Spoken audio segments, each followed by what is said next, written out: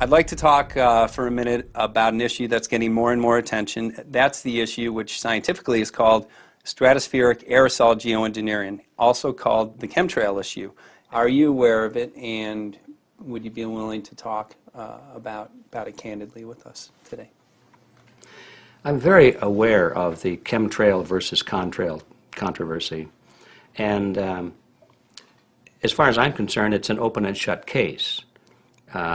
I have been watching the development of jet travel from its very beginning. I used to live near the Los Angeles airport.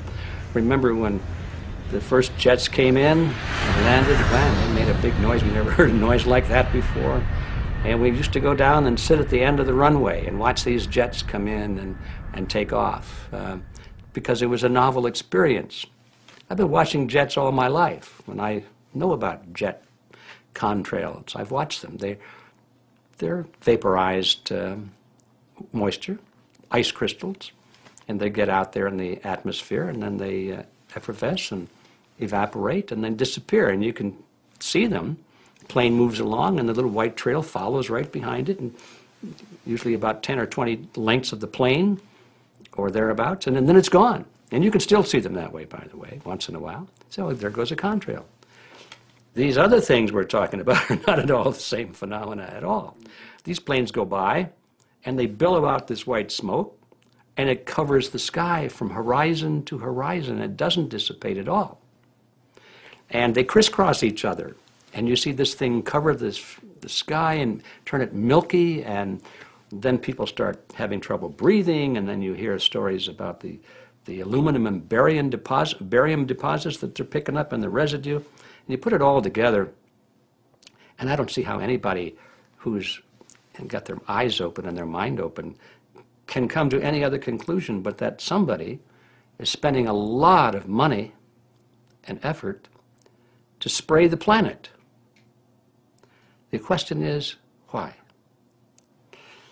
I have my own theories, but I hope that there will be some good investigative reporters go out there and get us the answer. I know that whenever it's finally discovered, and it will be, the people who are doing it will undoubtedly say, oh, well, we did it for you folks. It's for the greater good of the greater number. Mm-hmm. It's for the society. It's probably to prevent global warming. Or maybe it's to inoculate people against some kind of a dreaded biological attack. We can't go around shooting everybody in the arm, but we can spray them and save their lives. You see how good we are? We're doing it for the benefit of society. I know they're going to, whatever it is, they're going to say it was for your good, mm-hmm. or mine. Surely when it finally comes out what is being done, they will try to defend it as though it was some kind of a public benefit being done. Mm-hmm. It's for you folks. It's for the benefit of society and mankind and all of that nonsense. I've noticed that the spraying appears to be mostly in NATO countries. Mm-hmm. I've seen it here in the United States. I've seen it in England. I've seen it in Scotland. I've seen it in Canada. And I've had reports from people who live in France and so forth. Well, if that's true, and I believe it is, I have never heard any exceptions to it, then that's a clue, isn't it? There's a grouping, there's a political grouping here of some sort. It's international in scope. It's not just an American phenomenon. It's international.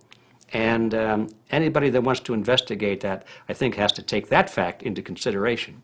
They're going to find a political grouping and a political motive here.